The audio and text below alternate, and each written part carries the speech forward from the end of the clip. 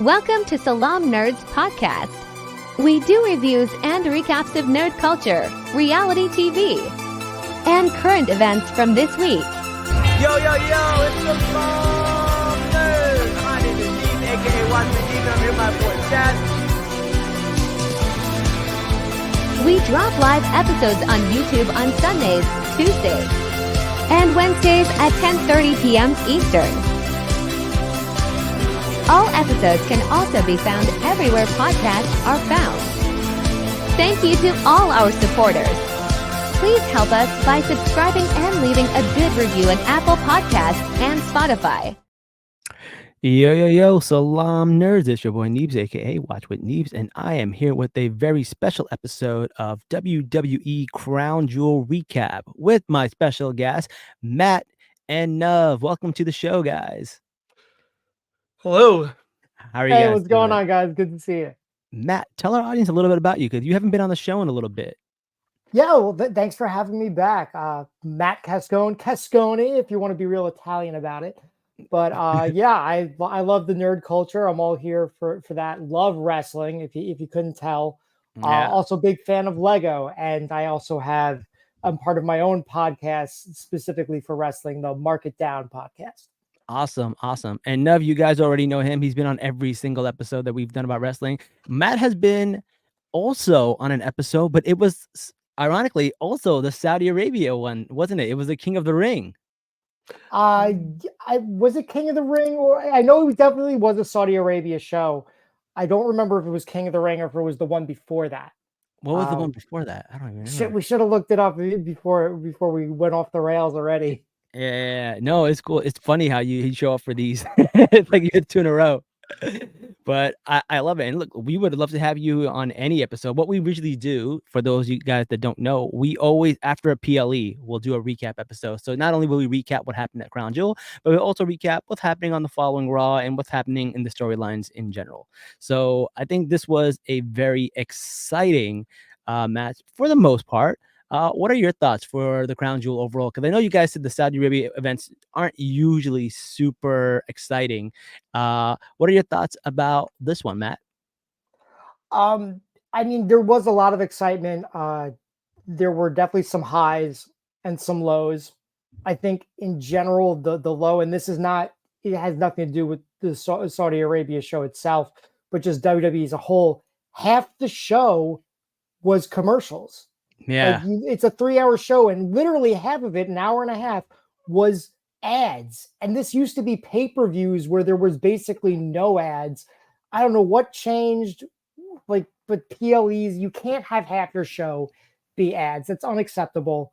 But the show itself, I thought, was solid from start to finish. We'll get into the matches and nitty-gritty. I think the women did an outstanding job.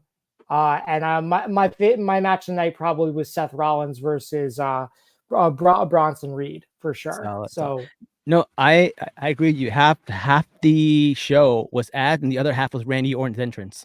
It took forever to get down that ramp. It took forever to get down that ramp. I was like, God damn. It's everyone's entrance though, like especially the big names. Yeah. Cody Rhodes is always long, Roman's always long. Like I didn't watch the show live, and so I'm watching. I watched it today, and I see the start time, and then I see Roman's entry. Like the whole entrance was like 15 minutes before they even start. I'm just like, can we move things along? I want to do a TikTok where I just like do the entrance and just time it and be like, this is how much time they've wasted just doing like all their entrances, because some of them are just a little bit too much, especially Randy Orton. Like I feel like he took forever to get down there. But yeah, it's all right. funny. Real quick, Shawn Michaels, he apparently, when he took over NXT, one of his big changes was he was making entrances shorter, and his wife's like, I think his wife brought it up, but it was just like, if their entrances are too long, that gives our viewer the chance to change channels to watch something else. So make the entrance shorter. Maybe they need to learn that on the main roster, or maybe we're just, succumb to it. And PLEs are a little different. It's not like you're going to switch to the AEW pay-per-view. Exactly. But I definitely understand you're like, long. I understand it for certain wrestlers and for certain shows, right? I think obviously WrestleMania is going to be huge. Even other big shows, SummerSlam, I get it, but it doesn't need to be every PLE. Like It it just, doesn't. it's we're good. I don't need Cody Rhodes to do his whole thing every time. We only need one woe. I don't think there's two woes. Sometimes he gets 3 in, and I don't know, man. That's a bit much. I'm starting a highlight reel with all the woes I've done. It's I think it's a lot of fun. The more woes, the better. That's my hot take. To be fair, when you're there live, the woes are fun. I will give you that. Yeah, but you're right. Watching at home, you're just kind of like, wrap it up. Let's go. They need to bring Yeah. back the golf carts or the WrestleMania like carts, something to get them to that ring faster. Yeah. Or just be like the Ultimate Warrior and just run through that. And then be gassed for your whole match. Oh man. All right, cool. So let's talk about a few matches. Why don't we start with the Wait, fatal... can I say one thing before we actually get into the matches? Because Yeah. they had, I think, 7 matches on this card. Yes. And well, I don't know if you count 7. There was one that I wouldn't really count as a match. 6, fine, but there's 7 advertised matches, right?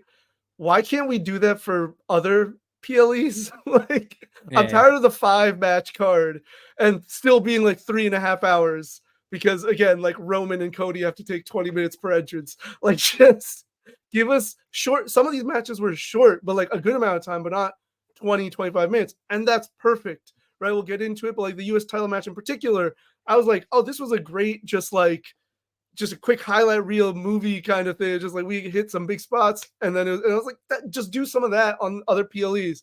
And because it's just, I hate the 5-match card, 3.5 hour show. It makes no sense because it's probably like 75% ads in those cases. Yeah.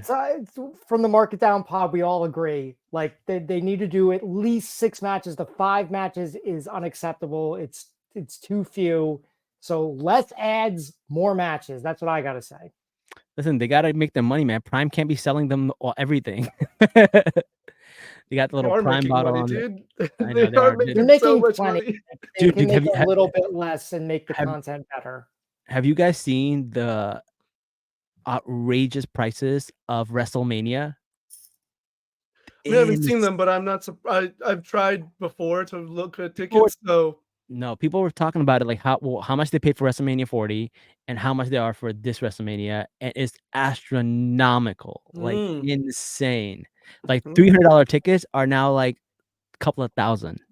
Yeah, I spent at WrestleMania 35 $300, and I was on the risers. WrestleMania 40, it was $300, and I was in the nosebleeds. And I doubt you could get anything under 600. Thank God we're getting SummerSlam in New York, New Jersey. So hopefully those prices are a little bit better. That's what I think I'm going to hold out for.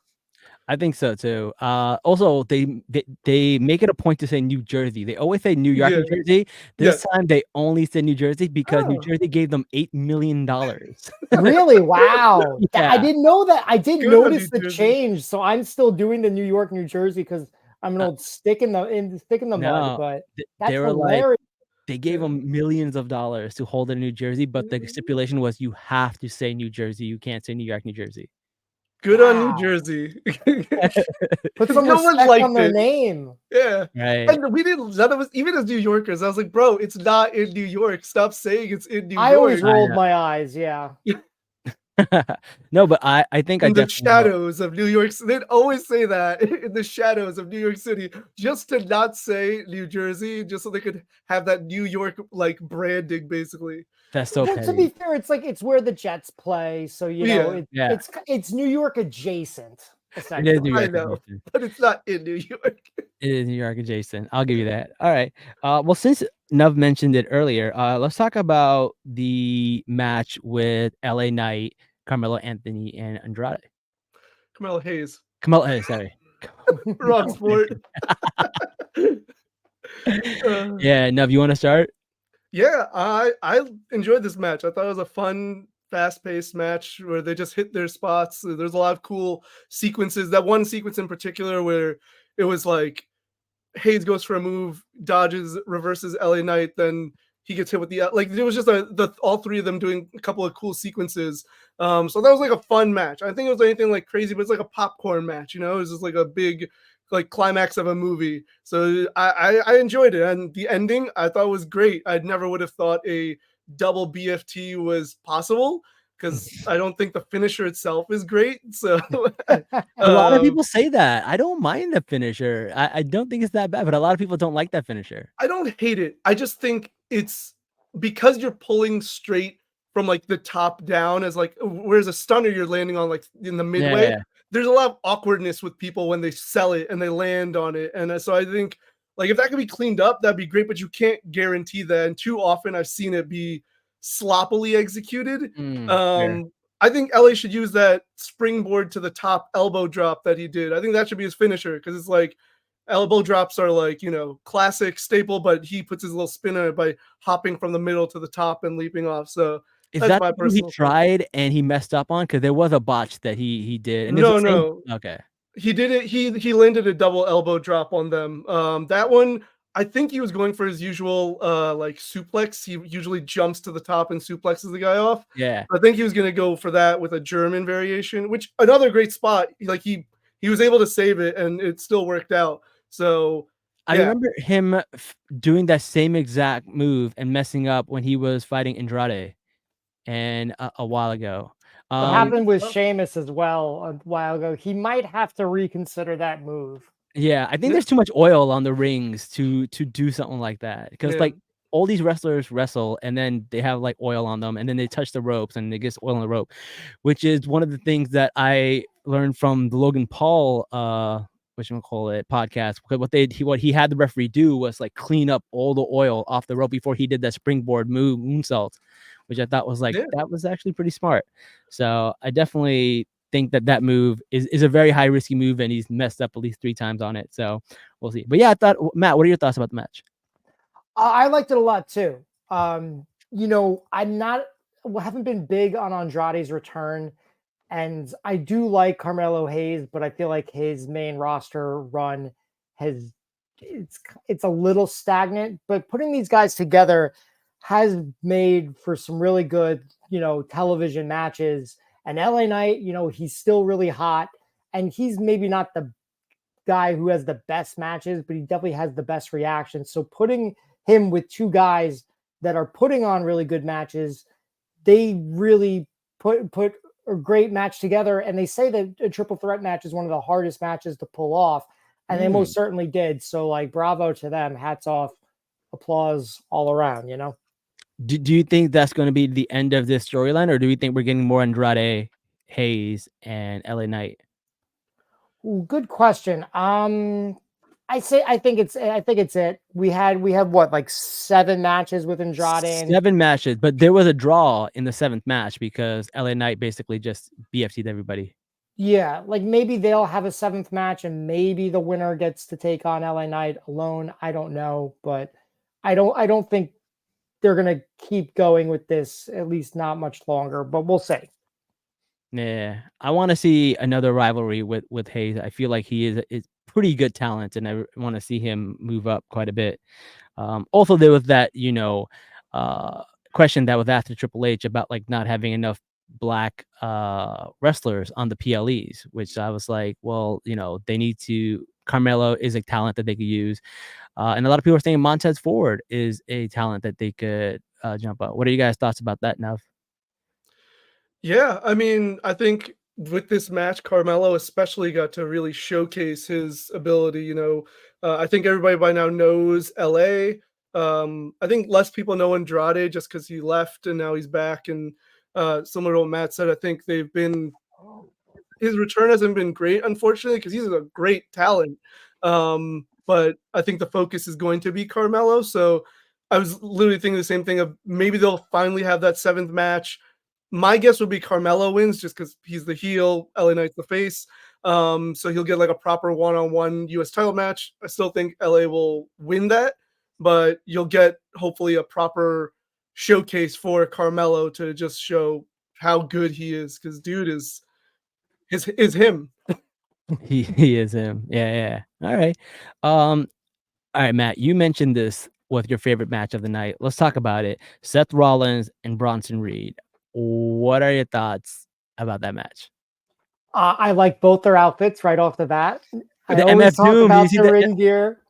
Did you see the MF Doom? I did Shout see out. the MF Doom gear on Bronson Reed. Like I'm not even a big MF Doom guy, but like I dug it. It's a very cool look. It's iconic in Yeah. general, and he pulled it off well. It was a nice homage, and they were just beating the crap out of each other. Like you never want to see someone get hurt, but it's nice when you see guys like earn their paycheck and like really put it all out there. And I'm definitely looking forward to another match. There was so many cool spots. And even going into this match, there was so much fun. Like months ago, I was reviewing Raw on the pod, and I was like, I'm so done with Bronson Reed watching Raw. And then 5 minutes later, he comes out and tsunamis Seth Rollins 6 times. And I'm like, Bronson Reed is back. And, they said it. They really put a lot of emphasis on him in this match and commentary. They're like, this is his first one-on-one match on a PLE. Like, it's overdue. This guy's a monster. And he's a believable monster. Like, he's only 5'10", so he's not always the tallest, but like you still think you believe he could believably squash anyone on the roster. Like him and then Braun Strowman match was like you're like anyone can take it. It's Godzilla and Kong. Yeah, and that's how they built it. And it was great. Yeah, no, I definitely agree. And then I just love the variations of the stomp. Like we saw him like leading up to it. He did it on the car, then he did it on the steps. Now he did it again on the steps, and then he finished it with the super stomp, which like I have been watching wrestling for a long time, but I haven't seen that before. Without thought that was really, really cool. Nev, what are your thoughts?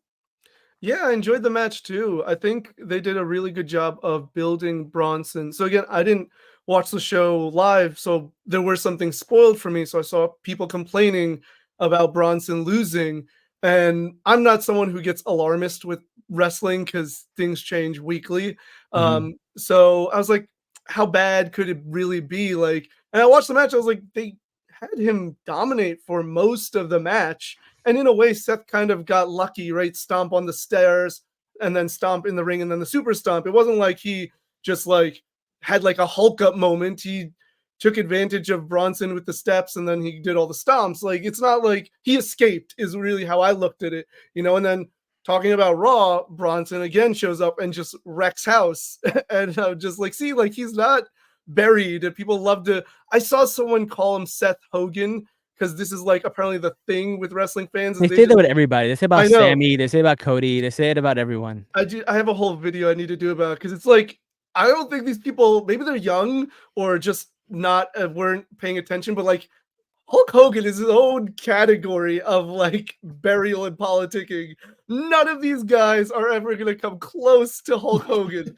So like, try to label, like you said, Sami Zayn, the man who loses 99% of his matches, as Hulk Hogan-esque is absurd. Same with Seth Rollins. Like, he didn't bury Bronson. Again, he made Bronson look so tough. And the fact that they even had Bronson get up after 3 stomps, and then like he got up shortly after the match was over and stare down Seth. Like, that also tells you what they think of Bronson, that they believe in him and want to continue pushing him as a monster. And yeah, everything he was doing with Braun Strowman over the past couple of months, I thought was fantastic. Like, one of the biggest positives I will give Triple H is he does some feuds only across the weekly shows, right? Not every feud gets like a PLE, and you can argue maybe good or bad, but especially I do like with 5 matches. You only get 5 matches on the card. Good luck getting on the PLE. Yeah. But I do like the fact that it's like some you do have to then tune in. Like, if you want to see what Braun and Bronson are going to do, you have to tune in, next week, and then you're going to see him squash Braun on a car, and then they have a last man standing where they collapse the ring, and it's still going. Like, every other time we've seen the ring collapse, the match ends, I'm pretty sure, most of the time. Maybe there's one other instance but like 99% of the time the ring collapses, the match is just called off. And like, they just kept going. And I was like, this is great. Like, these are 2 monsters, like you said, Godzilla, King Kong. I was like, so yeah, I really enjoyed the storytelling of this match. And even the starting of like Seth just running and going to attack Bronson, just again, changing the dynamic of each match, from one to the other. I liked that. Yeah, I also like how on following Raw, Seth was like, "It's over. I'm done with him. I respect him, but I'm moving on. I'm moving on to bigger things," or so he thought. But then when we have the Damian Priest and the Seth Rollins and what you call it, Dominic, that match shows up And Sheamus. and yeah, and Sheamus, and he shows up, and you're like, "Oh crap, it's not over. This story is just starting." Which I almost thought that Dom was going to take that match. By the way, Mm. that would have been really crazy. And I like that he attacked everyone too, just to further show like what a beast he is. Like Beast he's he like, is. yeah, I hate Seth, but you guys are annoying too. Let me just beat you up for fun. Like I really like what they're doing with Bronson Reed, so Yeah, I've become a big fan of his. I too am a fan, and I feel like he has potential. I'm a big fan of like the big guys. Like Yokozuna is like one of my favorite heels, so I'm a big fan of the big guys. So I would love to see him in a heavyweight title rivalry. I think that would be so good. Yeah, He, dude. he certainly has the potential. I mean, he was successful in NXT. I mean, he left WWE unexpectedly. He beat Okada in New Japan. You know, this guy has what it takes, and he's definitely unique and well rounded. So, like, more power to him. I hope this works out. Uh, give us more. And I think definitely you're going to have a return match with Seth that he's got to win. I don't think they need to necessarily have a third. They probably will, but maybe it's Yeah, just a Royal Rumble face off. That would be fine. Like they're in the Rumble and they kind of just like cut the feud there and they can always revisit it another time, save that third official match for later. true. Yeah, and he's Uh, got the perfect finisher. I just think the tsunami is just for him, his size, the name, everything about it is perfect. The way he delivers it.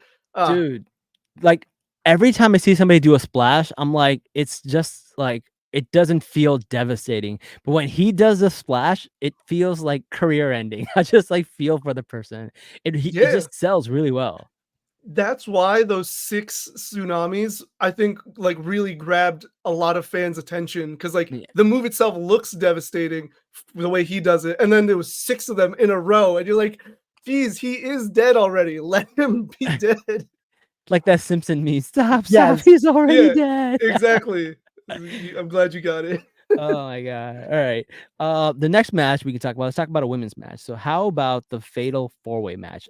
It was Kairi Sane and Io Sky, Piper Niven and Chelsea Green, Bianca Belair and Jade, and two new wrestlers from NXT, I believe. Yep. Yeah, I forgot their Lash name. Legend and Jakara Jackson. Yes, and I'm surprised they got a PLE this quickly. I was pretty surprised about that, but they did have a little bit of a rivalry going on a few episodes of, I believe, was it Raw or SmackDown? I can't remember. I think it One was of the across other. all 3, I actually. think I it was think it was across all three, right? across They were like Raw, showing up SmackDown, and everywhere. NXT, yeah. Because they Yeah, were supposed to have a match, I think, like a singles tag title match with yeah, Bianca and Jade on NXT, but that got interrupted by Chelsea and Piper or something, and then Io and yeah.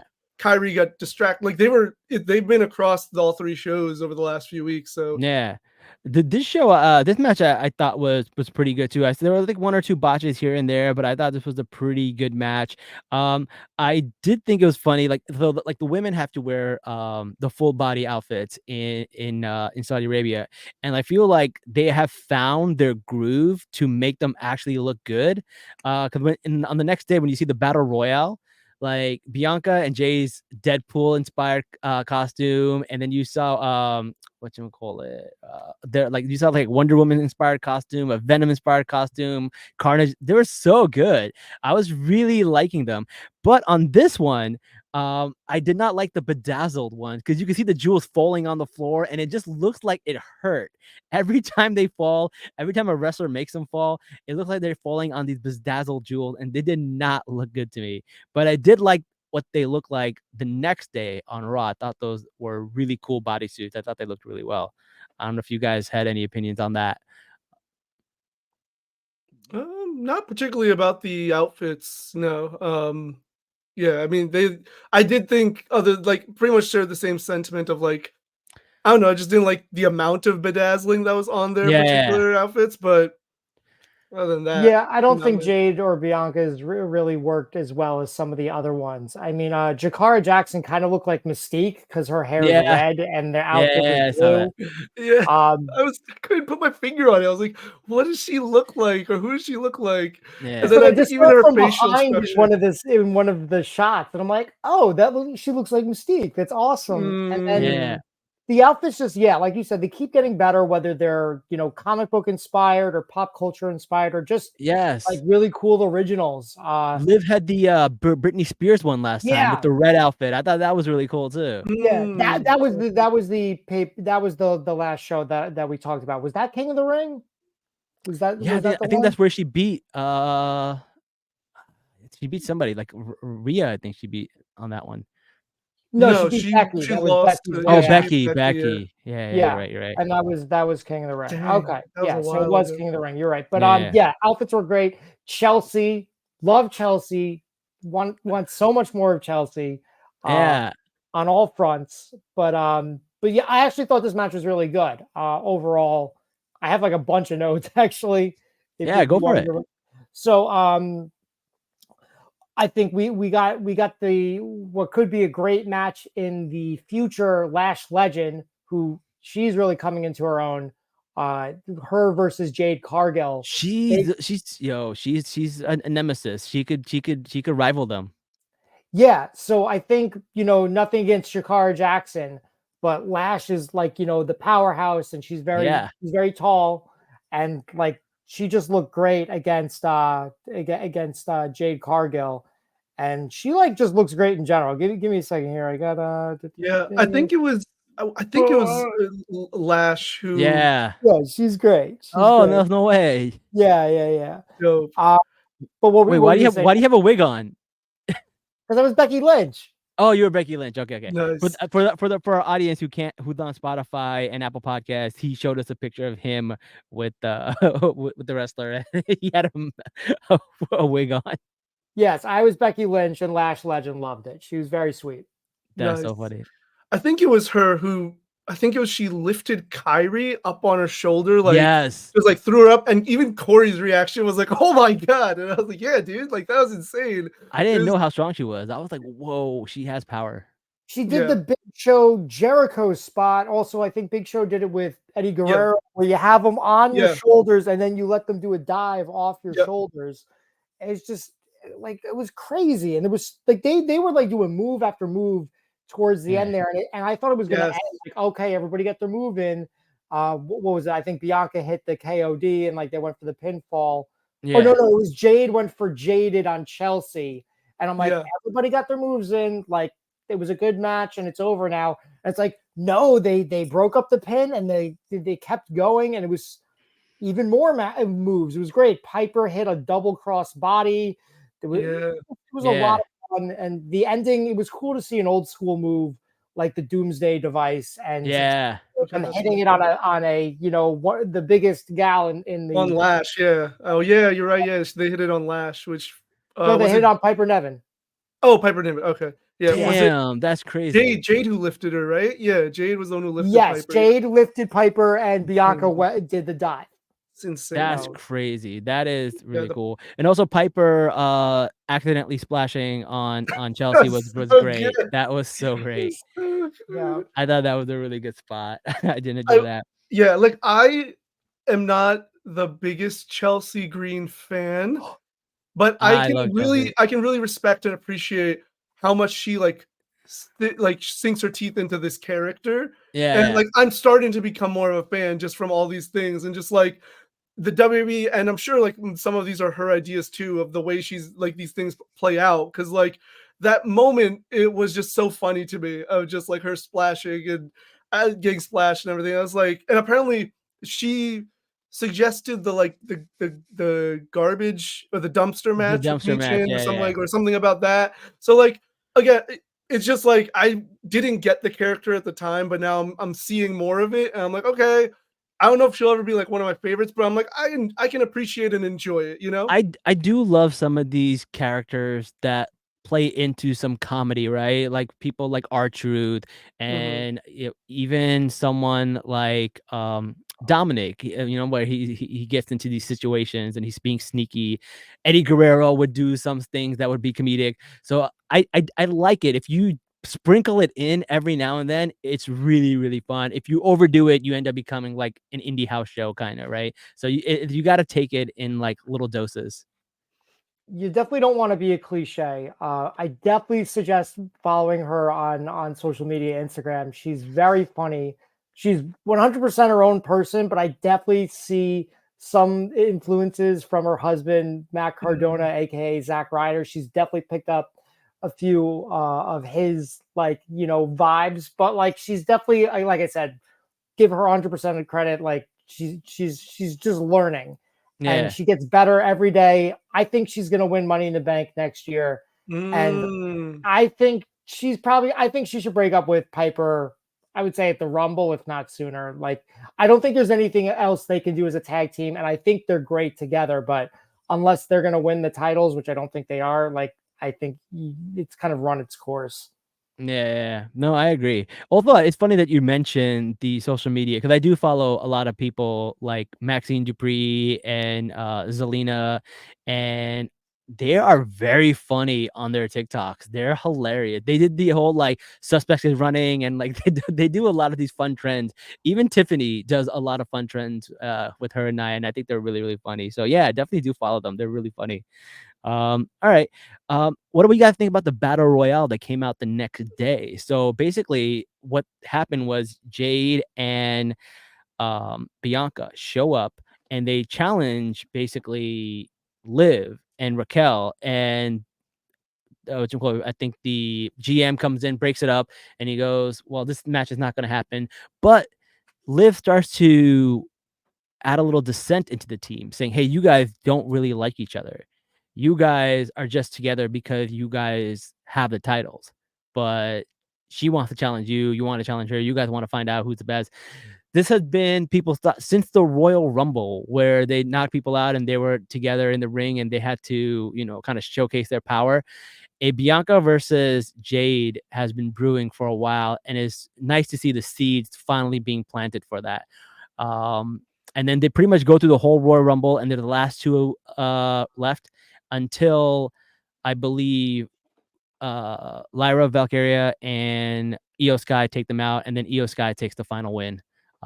But two things. What do you guys think about the Battle Royale? And the other one, what do you guys think of the Jade and Bianca feud that's going to be brewing? You can go, Matt. I didn't watch Raw, so I didn't see the Battle Royal. I think Io Sky, great contender. Great to have her back in the mix. Hopefully her and Liv can tear it up. Bianca just slapped the rings off of Liv Morgan before that Battle Royal, Yeah. And then what oh yeah, I mean, I would say you're definitely going to see more dissension, if they lose those tag titles again, and then again, the Royal Rumble right around the corner. I think you would definitely see some dissension there. And I imagine it would lead to a match between the two of them at WrestleMania. You just got to decide who's the face and who's the heel. I imagine they're going to do Jade as the heel, but I feel like it might be more interesting if Bianca's the heel. But I don't think they want to give up on Bianca and all her little, like I don't want to say her kids, like, but like she had little dancing girls come out with her to WrestleMania. What was that, 2 years ago? I don't think they're ready to give that up yet. The fact She's a that superhero. big role Yeah. models and I get it. I've seen so many Halloween costume where people are dressing up as Bianca, and she's in every single comment section. So she's like definitely one of those people that's like the Cody Rhodes, right? That you want that person who's going to do the Make the Wish foundations and all the kids look up to. You need one of those at all times. So I kind of get that for Bianca. Nev, what are your thoughts? Yeah, very similar. I am so excited or happy at least that Io won the Battle Royal. Io's one of my favorite wrestlers. I think she's one of the top 5 wrestlers in the industry. Just like period, not even just women, just wrestlers. Yeah. Like she's so good. And even like the way she ended the match, they were they're fighting. It's approved by you. But her and Lyra were on the apron. She hits Lyra with a German. Lyra falls down, and she's still just doing her like little bendy Yeah. thing. And I'm just like, this is why I love Io. Like she has all the like charisma, the appeal, the mannerisms, and everything on top of the wrestling. And so I'm really excited about that. I don't think she'll win, unfortunately, unless the only way I could see is if they wanted to do like, I don't know how long Rhea Ripley's out.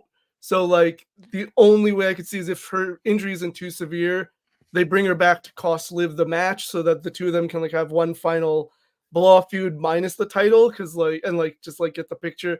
Unlikely, but that's just my fantasy booking because I want Io to have the title. I don't dislike it because Io gets the title. And also, if we learned anything from Bad Blood, it's that the title isn't really that significant in this storyline. Like Rhea literally was like, I can pin Liv and get the title right now, or I can go beat up on Dominic. And she chose to beat up on Dominic. So the title is not that important. The pinata. Right, exactly. Like, and yeah, just the feud became so much beyond the title that like you could have taken it out of the picture a while ago. I get why it's there, but like you could, give it to a different part of the women's division so that they can, do more. I agree. So, yeah. Jade Bianca, literally the same thoughts as Matt. And I was like, I assume Jade will go heel. I think it'll be good for her because she also doesn't have much character other than she's just strong. She's Jade Cargill. Yeah, like, and so I think giving her more to do by being a heel and being like a powerhouse heel. Yeah. I think that would be really interesting to see, because if she's just like, not just Bianca, but just like any other bigger wrestler in the women's division, if she's just like throwing them around and just showing, throwing her weight around, just destroying, I think that would be way more interesting. But she's also really over for as limited as she as limited as she is in the ring. She's really over. So it's tough to say right now which direction they'd go, but that would be my guess, is a heel Jade face Bianca for literally the same reasons as I think Bianca is too over with the fans, especially the younger fans, younger women or younger girls. So yeah, but I think the same thing. WrestleMania will be where they have their match. I think Jade will win either way. I think they gotta at least have a standoff at Royal Rumble and gauge what the crowd, does. And I think they should really pay attention, like keep sowing these seeds, pay attention to what the crowd is doing and which way the wind is blowing. Yeah. And maybe go off on that. You just see what happened with Cody Rhodes and The Rock, right? Like where the wind blows. Yeah. You'll see. And this is a pretty accurate timeline for WWE. Their bigger feuds, they tend to start at least planting the seeds around Survivor Series time. That tends to be how the major feuds or major rivalries, especially if there's like a team situation. So they tend to start setting things up around Survivor Series, because then it's the Rumble next. I mean, there might be one PLE in the middle. I don't even know anymore. But other than that, it's the Rumble. So this is where things start to get ready for WrestleMania, which is wild because it's like still 6 months away when you think about it. But that's it makes sense. So yeah, no, it totally makes sense. And they're already starting a similar type of dissension with the New Day, right? I think New Day is coming up on their anniversary or something, and I think something's gonna pop. A 10-year anniversary, yeah. Man, I really hope they don't turn on each other, though. I want them to like have. I think we may have discussed this, Neves, but I want them to be like tense with each other. They maybe even have a match, but I don't want one of them to like backstab the other or attack the other person. I want it to be that they have their fight and they go, okay, you know what? Now it's time for us to part ways. Like, Woods, you go do your singles thing, right?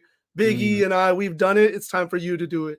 I want them to have a match, but I just don't want it to be like this blood feud of like former best friends and brothers turned rivals. I'm just like, keep the New Day together. And I don't know if their minds have changed, but I remember so many interviews they've said, we do not want to break up. We refuse to break up. Yeah. So I want them to stick to that, because I like the New Day just being pals. I need them to stay as pals, and families fight, right? So they can fight without making it this whole like, I hate you now moment.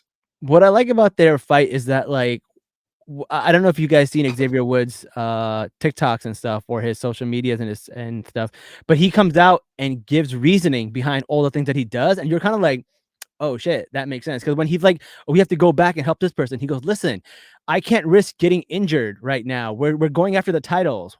Why should we risk ourselves for the Miz? We don't give a shit about him, right? And I was like, wait, hold up, dude's got a point. And then in last week's Raw, I think he tagged Kofi and tries to set up the move, and they're like, well, he's never done that before, and then he finds a clip of them doing that before. So he's like, I'm like, yo, the social media paraplay with Xavier Woods, it's so good, because you're kind of like, it looks like in the ring that he's the one making the mistakes and he's the one that's going off, but then when he explains his reasoning, you're kind of like, wait, he's got a point. And I think this is really fascinating. Matt, do you have any thoughts about the New Day? Yeah. The storyline, it's been, I think it's time for something different, because I would have believed, don't have them ever break up. But then Big E got hurt. We don't know if he's ever coming back. And if he's not, then I would say, I don't know what you're doing still together. Like, let Xavier Woods do something as a heel by himself. Do I need to have them have a blood feud? No, but like, I definitely need them to have like at least one match that is hostile. And Karrion Kross is an interesting guy. Like, I don't particularly like him or think he's that great, but I also like the way seeing him on Go ahead. TV because his wife's really nice to look at. Yeah, I was gonna say he's a good-looking guy, and I'm very attracted to his wife, respectfully. But yeah, there was like they were spinning that thing, and then there was the Odyssey Jones, and then that fell apart, and now Karrion Kross is doing stuff with Miz. So it's like it's kind of been like stop go. Okay, we have to pivot, but we're also not going to even reference things we were doing in the past, but we're still doing the breakup angle. And I'm like, it's decent. We'll see. And I'm not like saying like no, you know what I mean? So we'll see what happens. I'm ready for them to break up. I would think they would have to break up on the 10th anniversary, and that Big Show Big E would hopefully be there to witness it. I will say about the Karrion Kross thing, they do talk about it even on commentary with Woods' stuff. Like, and I did not care about Karrion Kross for the longest time. Even in NXT, I was like, okay, I mean, he had a cool entrance and everything, but I just didn't care for him. But what they've been doing in the last few months, I've personally been really drawn to, because I like this whole, I've labeled it like devil on the shoulder type of character, right? And so he did that with Woods, constantly whispering in his ear. He started doing that with The Miz. Now, who knows what direction they're going with that? But I just like this. So, like, he did his job with Woods. He planted the seeds of doubt and like questioning, and now he's gone away from it. It's not about him winning like the feud, right, or the match. It's just about him having that negative. You remember how when the Fiend showed up, everybody was saying like, oh, whoever he attacked, then like their personality changed or they turned heel. Like Balor turned heel, and then I think it was Strowman and like a bunch of characters like started to change. So I kind of like that idea of Kross, where he just like sneaks in, messes with someone's head. He can even lose the match, but if he is the end result of that person changing or reacting long term to his words and his mind games, he still wins, right? Like Woods, he still wins with Woods, because Woods is losing his mind at this point. Like him and Kofi are on the road to separating. And then same with Miz. Like Miz turned heel-ish. It's weird, but you know, he turned on R-Truth. So I'm digging it. Yeah, I get that. And it also reminds me of like the Joker, where like the Joker got Harvey Dent to turn, and that was his true victory, right? So it's one of those things that like, hey, it's kind of the similar. Someone says, what if Kross was behind the KO heel turn? Across shows. KO's, I like KO's heel turn as is. I like it just him doing his, because I love KO, and I think he, similar to Woods, justifies everything he does. And so, all right. We said something similar on the pod about Kross. We made the reference of on Mark It Down of Malachi Black and the Mist in AEW, and like the people he's misted, like Sky Blue, how it changed her. So we're definitely on the same page there. And I love the KO heel turn. I love that it was like fan footage. I thought that was very fun and unique. And Yeah, it was just fun. it was really fun. I love the parasocial play with social media and how like it wasn't on the show, but like literally it was on WWE like website and on their Twitter. Thought that was good. Since we're talking about KO, let's talk about the KO and the Randy Orton fights. What are your thoughts about that, or lack thereof a match? It was a fight, but it wasn't a match. Matt, what are your thoughts about that? Normally, I don't like stuff like this. It's like, damn it, just have a match. But I think it really made a lot of sense here because KO, one, is unhinged, and two, Randy Orton hasn't won a PLE match in a while. So, like, he can't take any more losses if they want to. Like, it feels like it's leading to him versus Cody for the title, Right. whether it's at Mania or before then. So he can't just lose to KO, but KO also can't lose because then he looks dumb. So this was a lot of fun. We got ref spots. The producers were getting beat up, and they're not only producers, they're WWE alumni. Like poor Jamie Noble and Shane Helms, the Hurricane, and That That was Shane Daivari. Helms. I didn't even Yes. know that's who that was. Oh my god, that was a Like Hurricane. I don't think Hurricane took much of a beating, but like Jamie got it, and Daivari got it, and Adam Pearce got it, and it was just Yeah. like, I've seen all these guys wrestle, like, but they Yeah. don't wrestle anymore. It makes me sad, but I secretly enjoy it. Like, you know, like, Yeah. No, that definitely surprised me because we've seen like these WWE agents, producers come out many times, but they never take a bump. And I'm like, but you're all former wrestlers. Like, why don't you take bumps? You know, I mean, maybe for the health of them, I get it. But I was just like, I'm sure some of you can still take a bump here or there. So when Yeah. he hit Jamie, I was like, oh, he pushed him, okay, or whatever. But then he hit a stunner on Daivari, or yeah, I think he hit a stunner on Daivari. I was like, wait, what's going on? Oh, this is great. Like, I just liked the fact that they started actually hitting the produce. The RKO too was great. that's what local talent is for, though. Like, you know, they bring in Right. the faux security guards, and they take the bump. Yeah, yeah. They couldn't fly them out to Saudi. Saudi Arabia. That's probably what it was. They couldn't pay for the ticket. That's funny. Yeah. So Jamie, you're taking a bump tonight. That's so funny. Someone says, "What if everyone KO turned on unites and have an intervention with him?" I don't know if that's what they'll be doing. honestly, Intervention with that'd their be a great fist segment. I would love that. on the RKO show that they did for like 2 segments. Yeah, you'd have like Sammy and or Randy and Cody and like I'm sure there's like 8,000 other people because KO turns on everyone. Yeah, right. But yeah, All I right, enjoyed this segment a lot. I like it's weird because it's a PLE and like doing basically like a Raw segment or Yeah. SmackDown segment on a PLE is hit or miss a lot of the time. But I thought this worked just because of the people involved, like Randy Yeah. and KO in particular. Like they just and the fact that going back what you were saying, the fact that they did such a long entrance for Randy, and then just for it to be a fight, and I was just like, this is so ridiculous. But Their entrance were probably longer than the match. yeah, it wasn't an official match, right? The bell never No, rang. bell never rang. Yeah, Bell never rang. so it was just, and KO to me feels like a bit of a modern day Mick Foley, Mankind type character. He's just like Yeah. he's just out of his mind, and he just does the most ridiculous things. And so the end spot of him jumping off and just hitting an elbow through a table, I was just like, yeah, this is.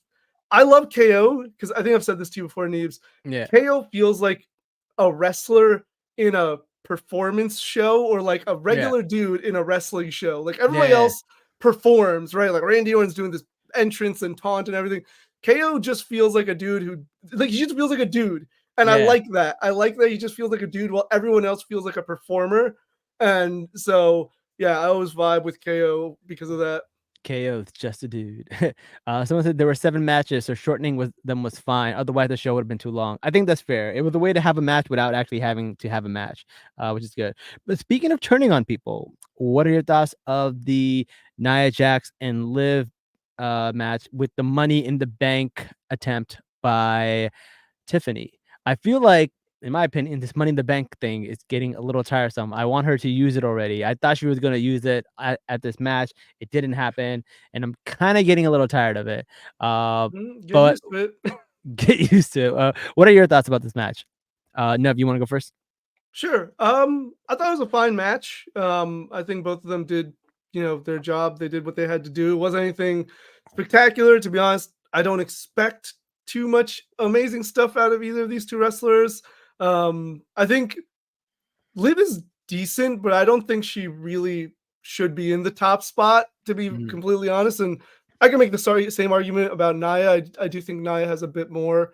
But either way, I thought the match itself was fine. You already know how I feel about Tiffany, so I didn't even care about her coming out. I also didn't think the cash-in was going to happen, because this is just what WWE has done pretty much since Money in the Bank was a thing, is they just tease it incessantly, and it does get tiresome and annoying, until the point where you like stop even believing it, and then they do it, and you're like, oh, okay, so that was the moment it's gonna happen. Sure. But I am interested to see how they do end up executing it, because Tiffany, as she is a heel, but she gets so cheered that when she cashes in finally, and it's gonna be on Nia, I'm like 99% sure it's gonna be on Nia. Right. She's gonna get cheered for it. So will she be turned into a face? I feel like it's already happening. And I don't know how that's gonna work. Like I don't like. She's only been in the company for like 2 years, 3 years, maybe. Whatever. It's been a short time, and she's been a heel the entire time. And her gimmick suits her as a heel. Sure. So I don't know how her being a face is going to be. Well, we saw it in the SmackDown before this, where she comes up and she talks about it, and she stands up to Nia, because we have like a lot of episodes of Nia just bullying her, and then she stands up to Nia, and I thought like, oh great, this is the turn. This is where she's gonna be faced. But then they go back and say, no, I was just playing. I was just pretending to fake out Liv, and I was like, oh, they kind of regressed there. But so I can see it happening. But we'll just have to wait and see. Matt, what are your thoughts about this match? Yeah, I wish it felt like a more serious attempt at a cash in. It felt like all the other ones were like, it was like half baked, half assed. Tiffany's like great. I think she's probably the best out of the three, though I do like Liv more than Nev. Not like I like you, Nev. Like I meant like that I like Liv more than you like Liv. And Sure. I don't know why I felt the need to make that point clear. Maybe for our viewers. So there's no bad blood here. I think she's come a long way since her return and in the last 10 years. But this match just felt like too hokey and like too cluttered. It can be difficult to do a heel versus heel match, which this was. That being said, I wasn't a huge fan of the execution. And even stuff like towards the end, it was just kind of like, okay, there was a little bit of a squish and Tiffany goes down. And then like Tiffany's down the entire rest of the match, but like Roxanne got up. It's like what? Like, come on. And frankly, there was no better time to like, maybe you didn't want to have Tiffany cash in, but storyline wise for her, there was no better time to cash in, like no better reward than now. It's like, okay, both these women are in the match, basically making a triple threat match. Whoever I can pin either one for a championship, and if I do it, then I get the big belt too. So the fact that didn't happen, she just looks silly, and she's looked kind of dumb on the main roster a few times now. And I guess they're trying to build her up as maybe a sympathetic face. But then what happens when Charlotte comes back? Does Charlotte come back as a heel? Like it's kind of messy. Hopefully they can figure it out. And like, again, this match itself was messy. I It like wasn't that terrible, actually. but definitely messy. Wait, I really like this. Someone in the comments says Nia should ruin Tiffany's cash in against Liv. Then Tiffany gets revenge on Nia.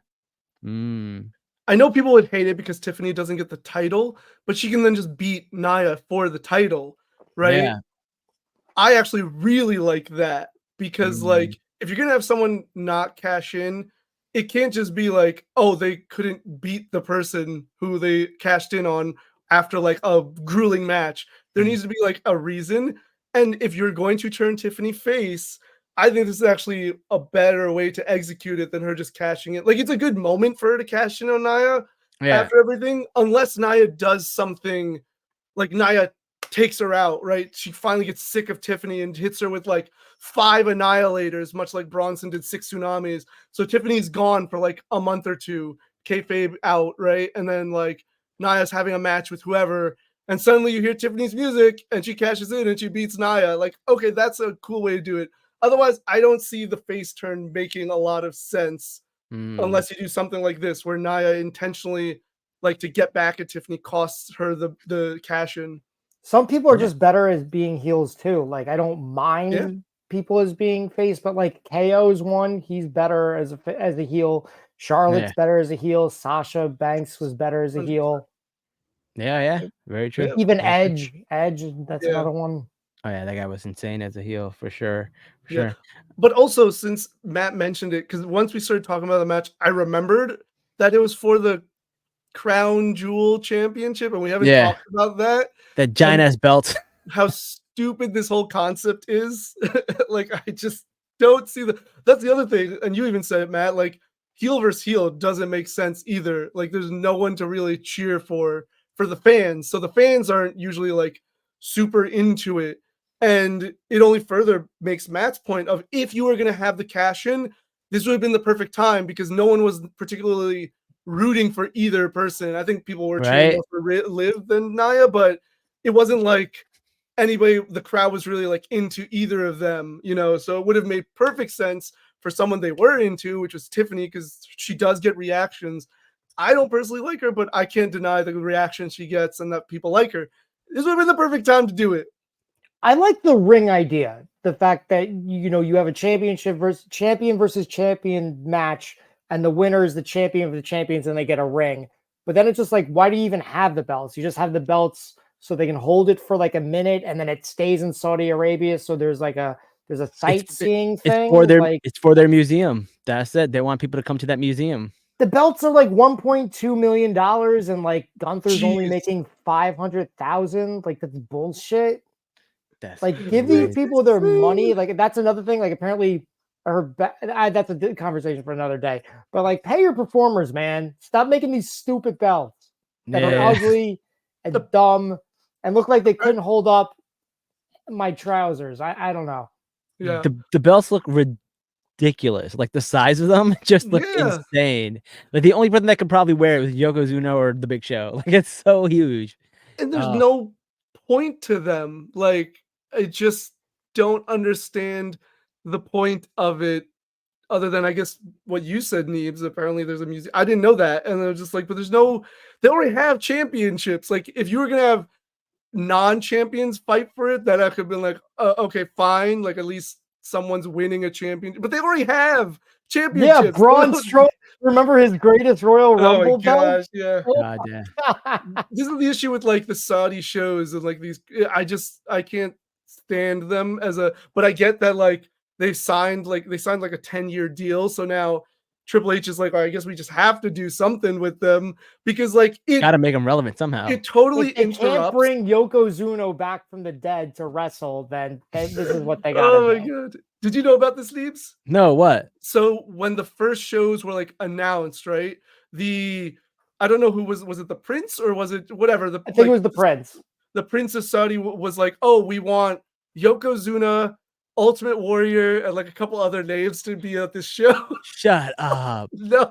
Shut up. Not even making that up. Zombie Yokozuna.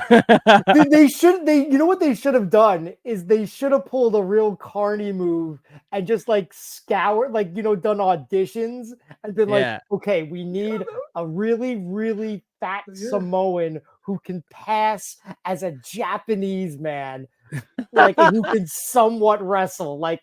I'm sure he doesn't even need to pass as a Japanese man. They could just say he's Japanese and it'll be fine. It's part of the joke, but yeah, you're right. Yeah. You're right. That's so. We'll just ask any of like Roman's family. Shit, I'm sure there's someone in the bloodline that they could find. Well, speaking of this crazy ass title, let's talk about the Gunther and Cody match. I honestly think this was one of Cody's better matches. I thought the match was pretty good. I thought the wrestling was pretty decent, and I really enjoyed the Bret Hart finish. I've seen Bret Hart use that finish on Rowdy Piper. I've seen him use it on Stone Cold Steve Austin. I thought it was a cool little throwback, especially since Gunther was talking shit to Bret Hart just like a couple of months ago. I thought that was a cool way to kind of end that match, a little poetic finisher. What are your thoughts about this match, Matt? Well, I'm glad going into it that we knew Goldberg wasn't in Saudi Arabia. So that basically like told me like, okay, maybe this match will end in shenanigans, but it will have nothing to do with Goldberg. Cause that's kind of like where Yeah. my mind originally went to. And I'm glad they didn't do something like that because they already had the Liv Nia match, which was kind of like murky as hell, but like it was fine because again, it was two heels. Yeah. They could have easily done something crazy booking wise, like, you know, when like Jericho won the undisputed title, like all those run-ins. And I'm really glad they didn't do something like that. It was just a simple wrestling move, which was a great callback to, again, Bret Hart and Roddy Piper in their WrestleMania match. And I thought Gunther was taking it, but I'm glad he didn't. You know what I mean? This is only the 1, 2, 3. This is only the fourth time he's been pinned in a singles match, one-on-one. And the guy's been with WWE for like over 5 years already. So you're gonna eventually have to take some losses as long as you're not like on a steady decline like Asuka was after her, you know, first loss. I think you're gonna be fine. You're still the champ. Sorry, that's a sore spot for me too. Love you, Yeah. Asuka. You deserve better. But so yeah, I thought this was a really good match, and you know I thought it was a solid booking choice. And again, I enjoyed the fact that I knew Goldberg wasn't going to show up. I mean, And I also I'm sure no one was disappointed that Goldberg didn't show up because they knew he wasn't in Saudi Arabia. well, Goldberg just announced that he is having a retirement match. I don't know if you guys heard that. Yippee! He announced it on ESPN for some reason. I don't know. It was weird, Woohoo! but he will. But yeah, I was pretty sure Cody was gonna win this. I feel like, you know, I feel like Triple H wanted his like what do they call blue-eyed blonde hair white baby face winners to win this, because both I look at freaking Liv Morgan and Cody Rhodes and like they could pretty much be siblings at this point, though Cody's hair is dyed, but it's still, I was like, look at this. They're both blonde, blue eyes, and just like white baby faces. So I was like, all right, well, Liv's not a baby face, but still, I thought that was pretty funny. I was like, made sense that they were gonna win it. So I'm not super surprised. And also, they're their bread and butter. They're the people that, you know, are going to bring in all the kids and the Make-A-Wish and all that stuff. So I get Cody winning. I wasn't surprised. Nuff, what are your thoughts about the match? Yeah, I mean, that was a really good match. You know, I mean, could you expect it to not be with these two guys? They are really good, and like the You kind of know, you kind of forget that like Cody is actually a good wrestler sometimes, because he's get caught up in all these tag team matches and all these shenanigans, and you sometimes you forget that he's like really good. Yeah, maybe I don't forget.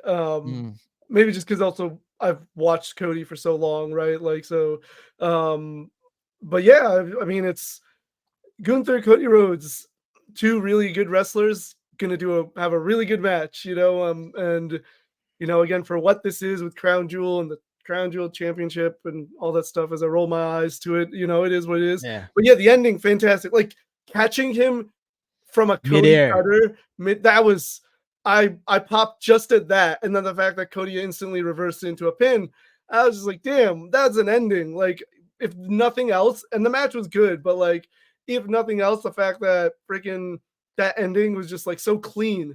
Because Cody's Cody cutters, especially when he does from the top, don't always, I don't know if the guy isn't always far enough back or whatever. It's not always like the smoothest. It's not that they look bad, but sometimes there's just a little too close. And so there's an adjustment that needs to be made. And so the fact that just like he caught him into it, I was just like, wow, what a fantastic thing.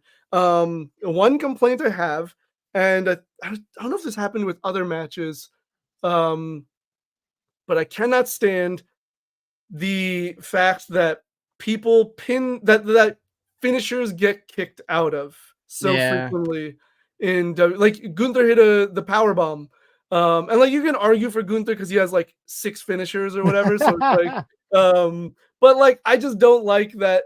I prefer when if they hit a finisher and then they like fall down because they're too tired, and then they make Yeah, the make it cover a couple believable. seconds later. Like, I can buy that, but when they pin them immediately after a finisher and they kick out, it happens too often. That's my issue. It's not that this match had it. It's just that it happens too often. And my thought is just don't do the finisher then. Like, don't do the finisher. You would have hated like 2010 ROH because everybody was always kicking out of everybody's finisher. Yeah. Like Yeah. you wouldn't go down to one finisher. It would take like 2 or 3 or 4. Oh yeah, I mean that was my issue with like NXT and like a little the later years, the black and gold later years. It was just very indie wrestling style, and it's not like to criticize the indie, but I just don't like in any company, organization, or time where they're like constantly. I understand the value of like a good finisher kick out, but I personally, my philosophy is you save those for special moments. And I just feel like even in WWE, it happens far too often on the main roster with especially lower card people, but even with the more main event guys, it'll happen. Like RKO, Gunther is kicked out of an RKO right after, I think it was at the King of the Ring match or something. And I was just like, I know it's the RKO and it's been around for like 20 years now, but I'm like, come on, like, wow, just a bit of like hesitation is all I need. Just like 3 seconds of like, roll away, then go for the cover. I'll accept that. But the immediate cover, I'm just like, come on. It's a nitpick, but I it's get just you. me. I get it. I mean, listen, speaking of nitpicks, my nitpick is that Samantha wasn't there to be Gunther. I miss her. R.I.P. Well, I had a Samantha complaint too. Chelsea Green's Yeah. music. They should just go back to the beginning. It was for a while. It was Samantha goes when Chelsea went to SmackDown, so Samantha couldn't do her entrance. They changed the beginning of Chelsea's entrance music to say it's Chelsea Green. Now it's some random. It's the other woman's voice, the other ring announcer they have. It's not as good. It's just go back to the original music where it was just like it's Chelsea. Like yeah. I agree. Miss it.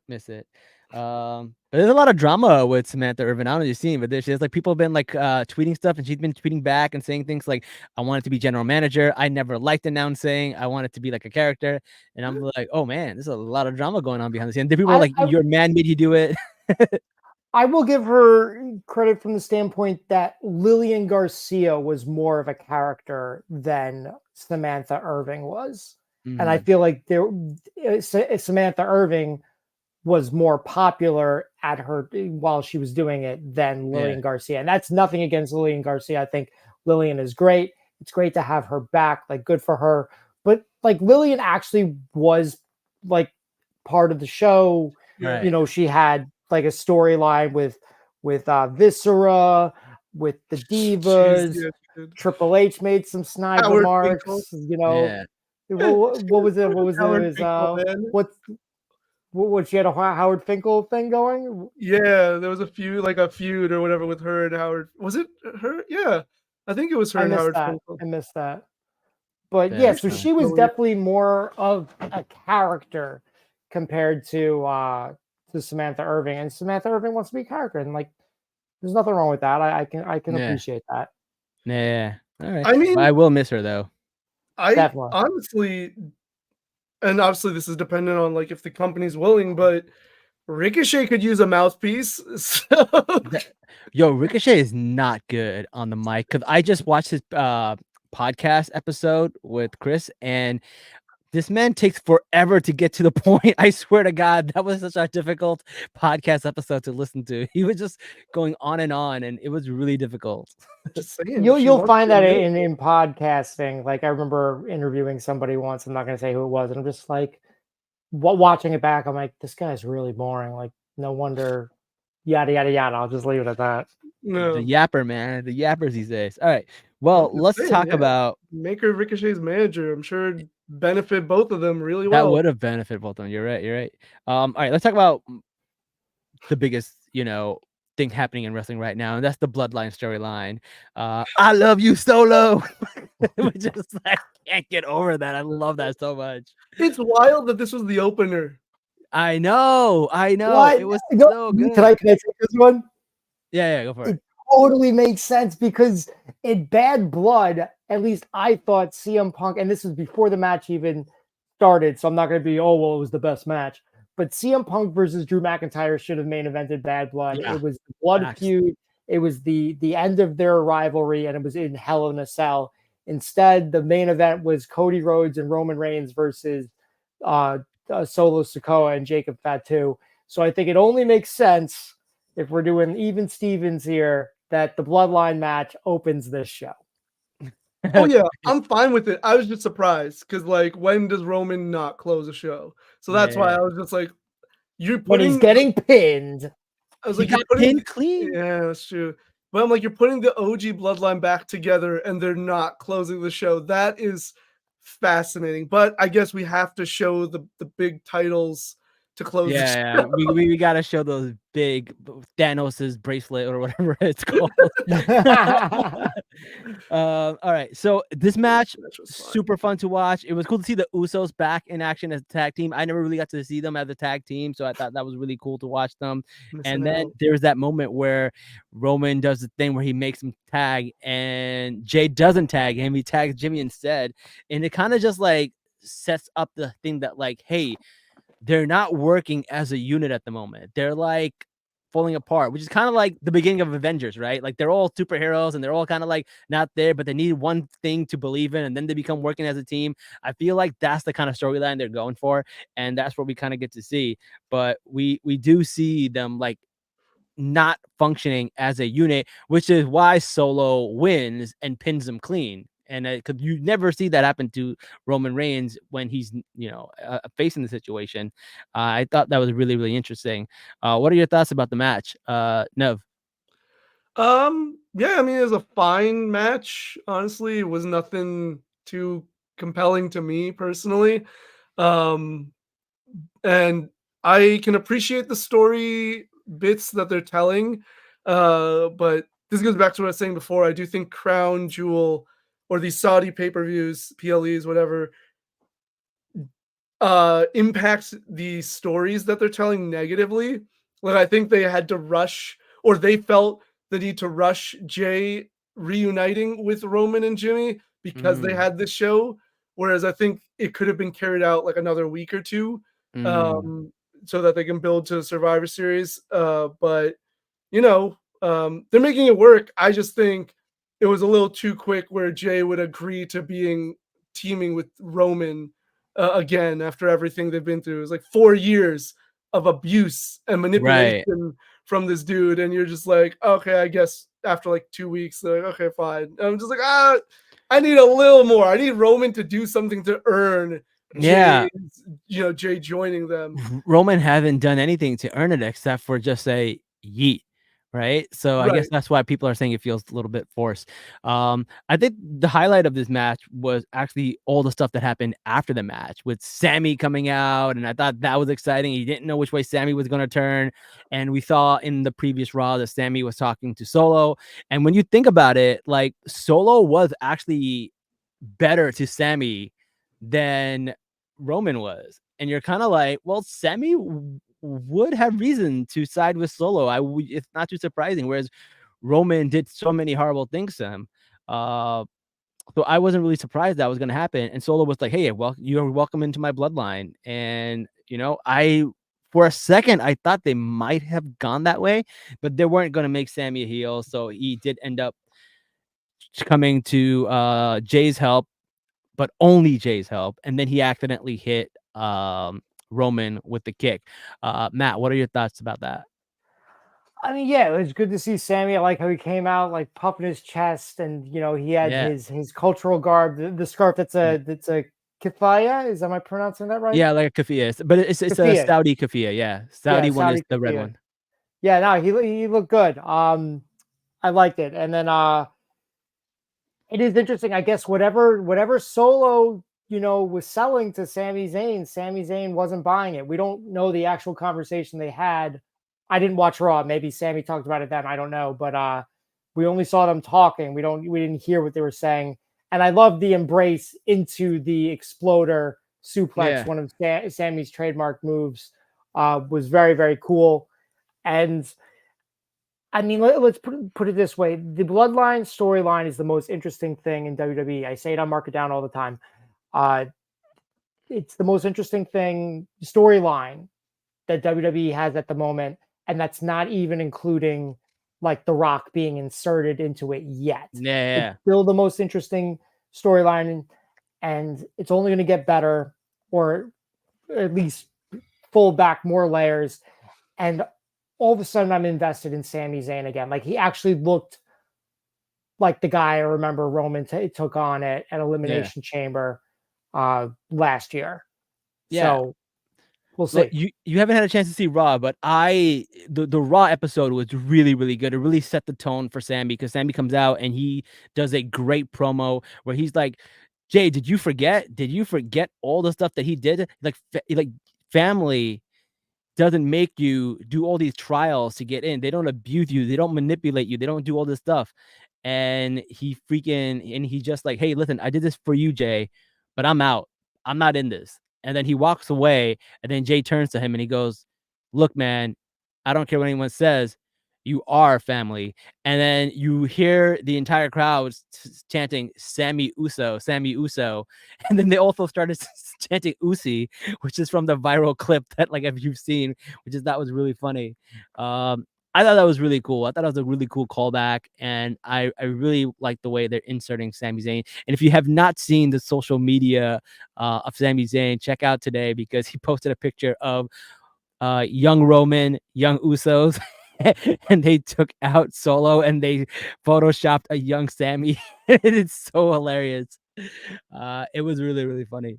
Yeah, but I'm excited. I think this is like the most I'm excited for. I don't know if people who have saw Raw, it was really cool to see Sammy come out there, speak in Arabic, say Assalamu alaikum wa rahmatullahi wa barakatuh, and say that on national TV.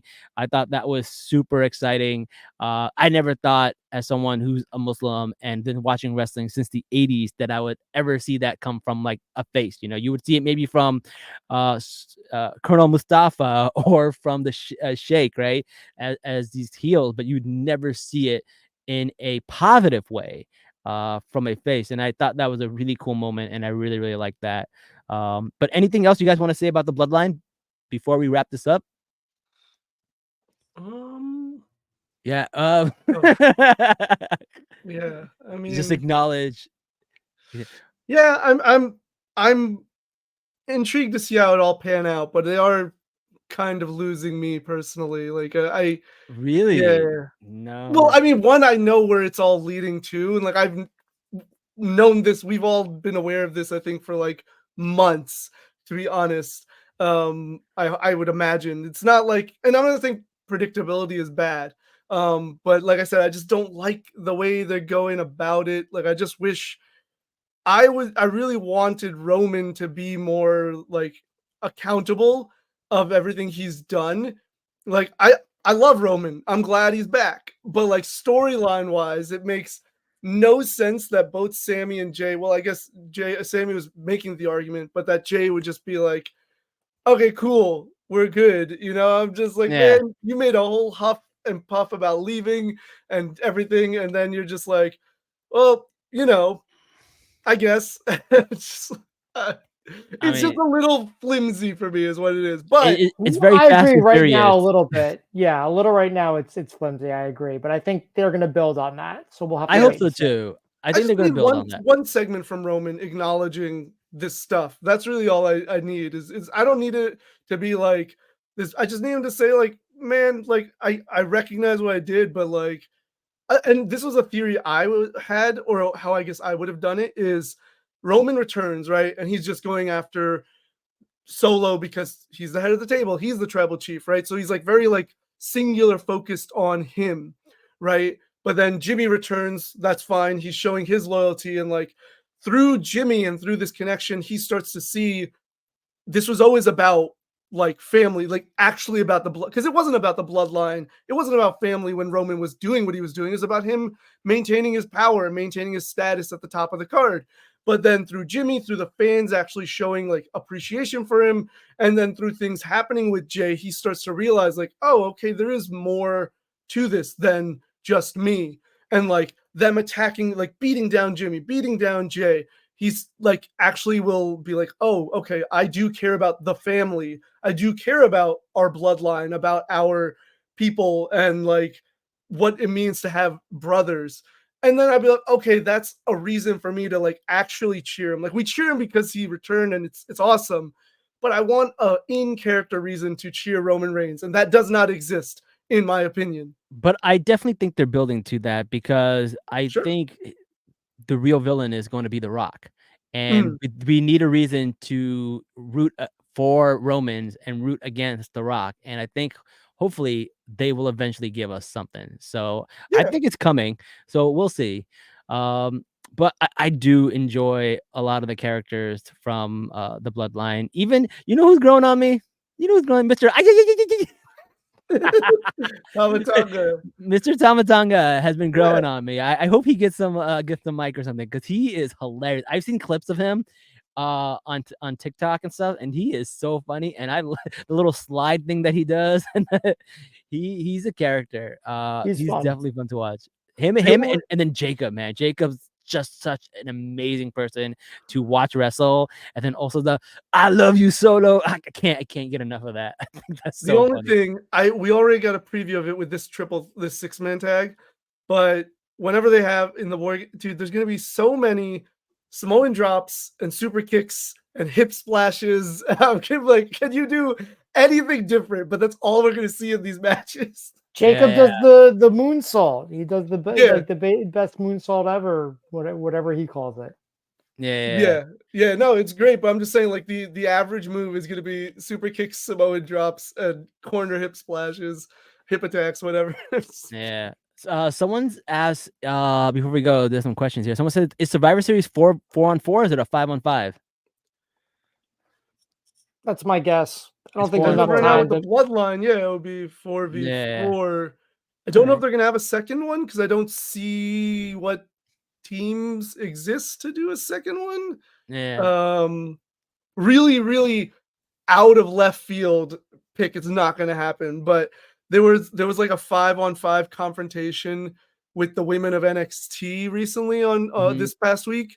So I'd be like, oh, just throw them in a War Games match in Survivor Series to I promote mean, they're NXT the as well. ones that had that match on lock for a few years, and I really Right. miss William Regal screaming "War Games." Yeah. Well, he's back. So That's But crazy. stupid Ava Rain has his job, and I don't want to see. I don't want to hear her scream "War Games." no, Mm. but I'm saying they could, like she could have him be her assist. I don't know, her coach. No, I no, don't no. know. She's a nepo hire, and I'm mad she stole William Regal's job.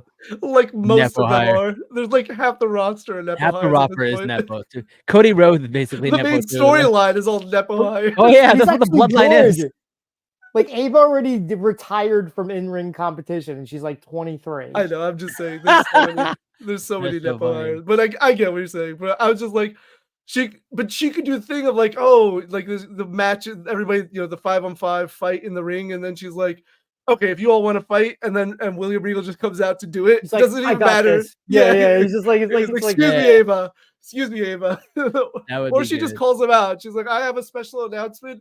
I have someone very special to make that announcement. And then William Regal comes out just to do that.